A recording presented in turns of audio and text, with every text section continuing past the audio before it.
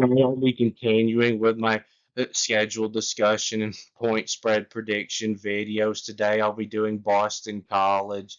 So Boston College is not a very good football program, and there's really not much good to say about them.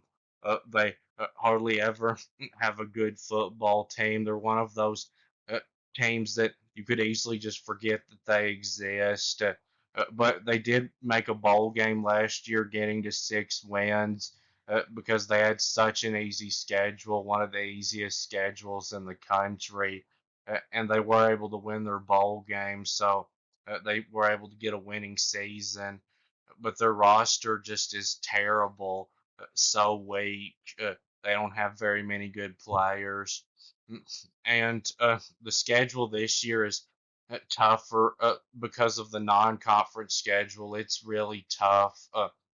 The conference schedule isn't really any tougher than last year's, but the conference schedule is so tough because they play two Power Four opponents, Missouri and Michigan State, and uh, they also play Western Kentucky, who is one of the better non-Power Four teams. They only get one given win on their schedule against Duquesne. So Missouri on the road is a game that they're very likely going to lose. Missouri, I think, is going to be a good team this year again. Uh, you know that if you watch my top 25 video from a couple of days ago. But you also know if you watch that I don't think Missouri is going to be great like ESPN does. But their roster is still much better than Boston College. Mm, and then Michigan State after that is a tough two in a row.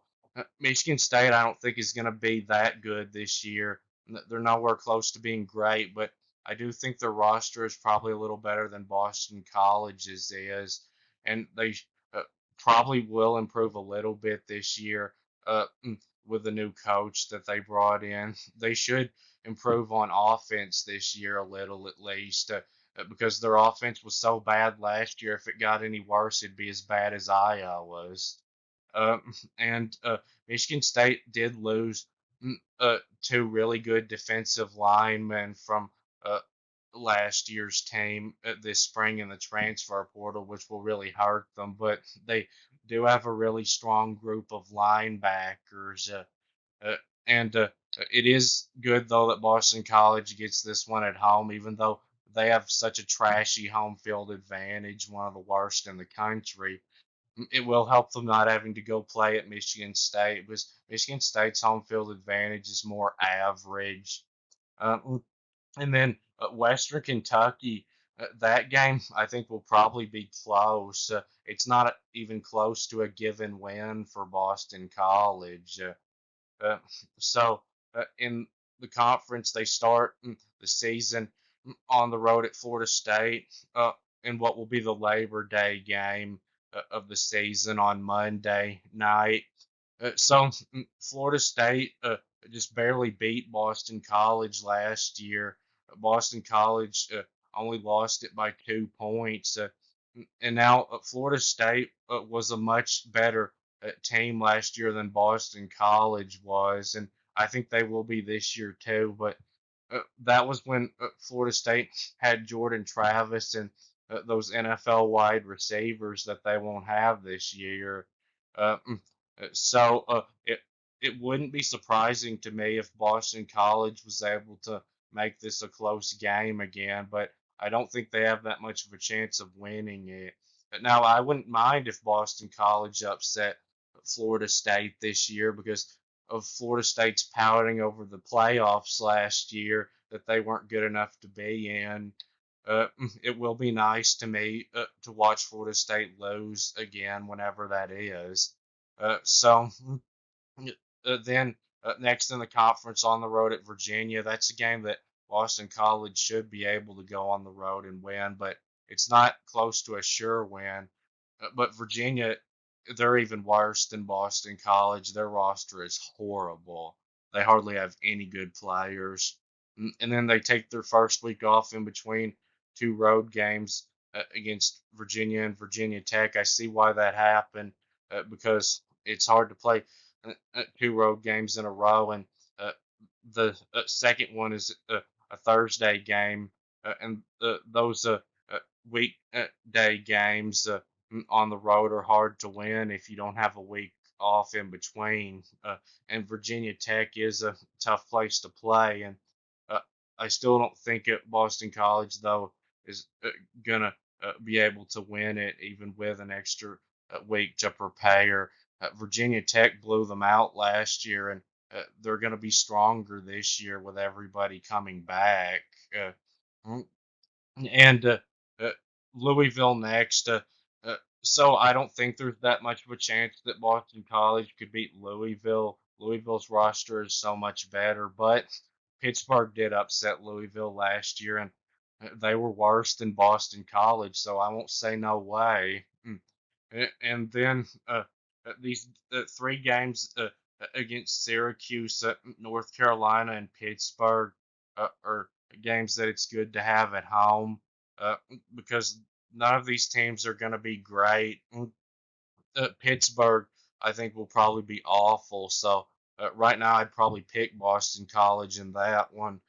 And then North Carolina, they're the best of those three of Syracuse, North Carolina, and Pittsburgh, probably. But still, it's not like they're going to be great. Mm, and Syracuse, I think they're better by a little bit than Boston College, but not by a lot. And then SMU on the road.